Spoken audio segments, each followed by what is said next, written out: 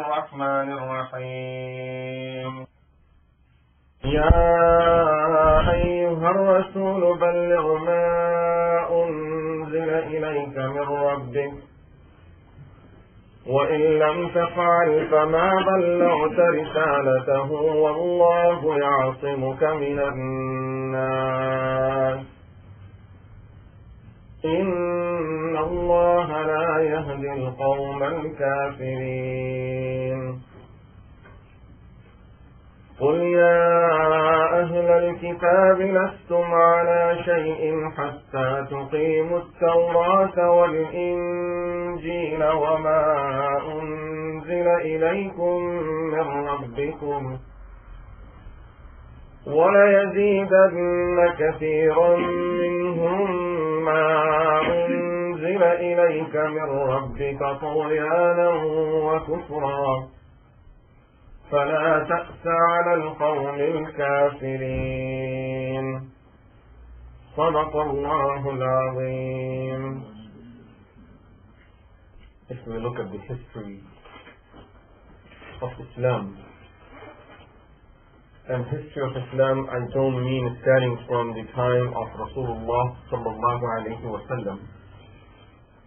Looking at the history of Islam, which means all the Anbiya alayhim salatu wa salam that were in the past.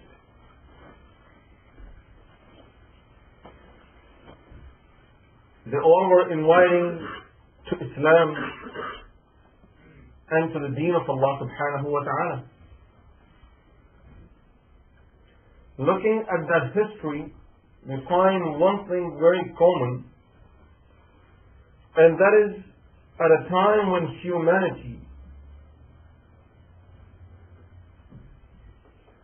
was almost considered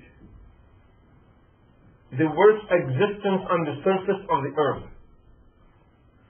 Because human beings, because of their actions, because of their behaviors, because of their understandings, because of their values, went so low that even human beings themselves were envying the animals in the jungles, that they are living in much more peace than we are living in this world. A situation was such that people passing by cemeteries used to wish to be inside that grave instead of that person that is in there.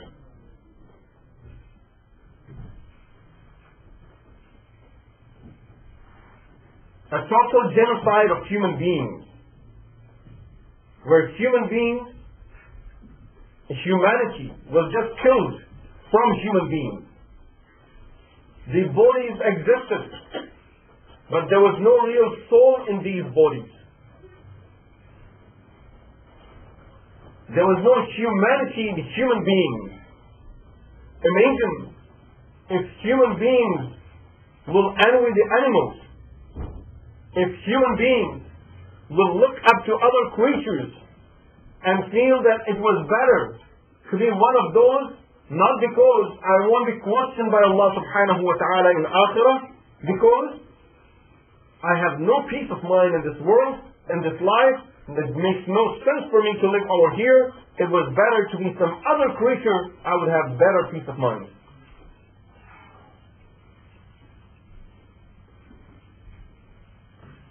When Anbiya alayhim salatu wassalam came, they made human beings realize that you don't have to be animals to have peace of mind. You don't have to be some other creatures to have peace of mind. If you become what you are, you will have much better peace of mind. You just need to be what Allah subhanahu wa ta'ala made you. You need to fulfill the purpose for which Allah subhanahu wa ta'ala sent you. You need to do what Allah subhanahu wa ta'ala asked you to do. If you be the human beings, then you will be the best creature. But if you do not live as human beings, as normally is becoming the situation every time, it took longer time in the previous nations. The distance between Musa alayhi salam and Isa alayhi salam wasn't too long. And right then there was a need for another messenger. And Isa alayhi salam was sent. The time difference between Rasulullah sallallahu alayhi wa sallam and Sayyidina Isa alayhi salam wasn't that long. Less than 600 years, 500 and some years, and that was it. And there was a need for another prophet. And if we look at the history of the world, or at the history of this deen now, this ummah, we can see that the time when Rasulullah sallallahu alayhi wa sallam was sent, it was the time that humanity was at its lowest. Within 500 years of the Prophet of Allah alayhi salatu wasalam, people went so far away from the teachings of Allah and His messengers alayhi salatu wasalam that there was need, not human beings saw the need, Allah saw the need of sending another prophet. And He sent Rasulullah sallallahu alayhi wa sallam. Looking at that fact, we can understand what is it that we need at this time, being around 1400 years away from the time of that last prophet of Allah.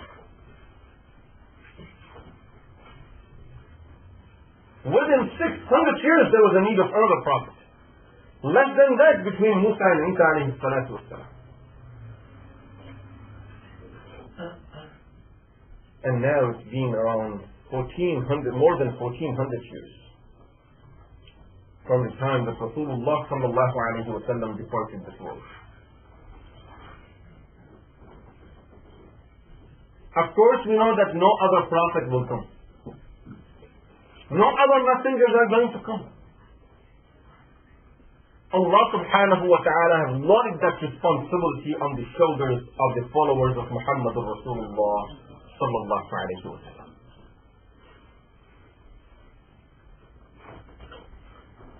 Today, the world is looking for something. They don't know what is that. They are missing something in their life. We are again in the similar type of situation when humanity is out of human beings.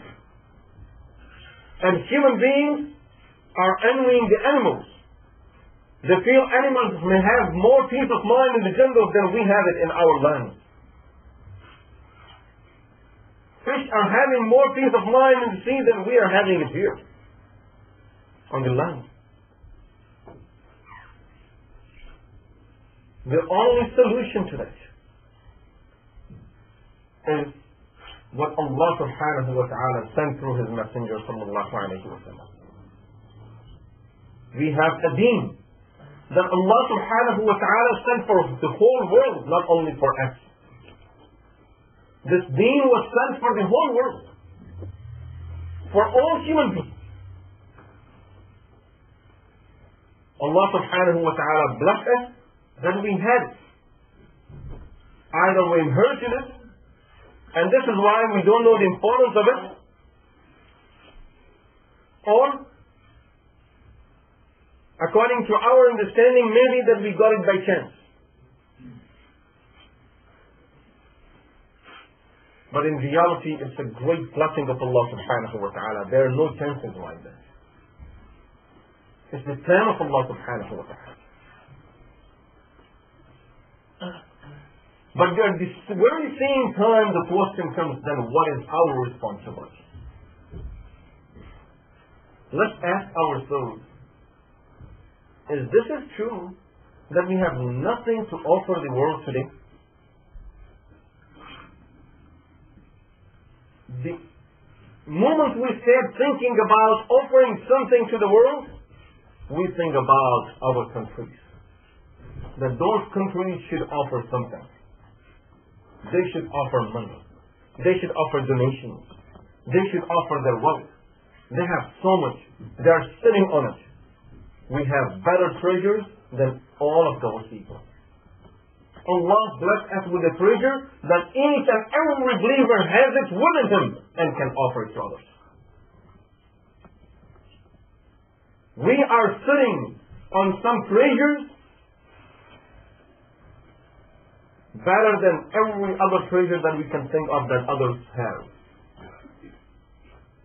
But we are not offering this treasure and this thing that we have, a very unique thing that we are not offering it to the world. We fail to fulfill our own responsibility. It was a responsibility given to us. Our neighbors don't know who's living in their neighborhood. And if we say hi to them, we are ashamed to tell them that who we are. Many of us, out of the shame that we have, we are even changing our names. We're ashamed to be what we are. We would like to hide our names, change our reality, change our values, change our personalities, so no one would know who we are. I'm ashamed to be what I am. I inherited this religion. Allah gave it to me by inheritance, and it looks like that the person is ashamed to have it, trying to hide it as much as he or she can.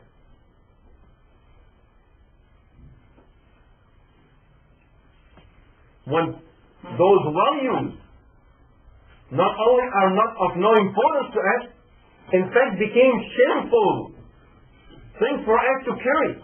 The greatest treasures that we had, we considered it the worst burden on our shoulders.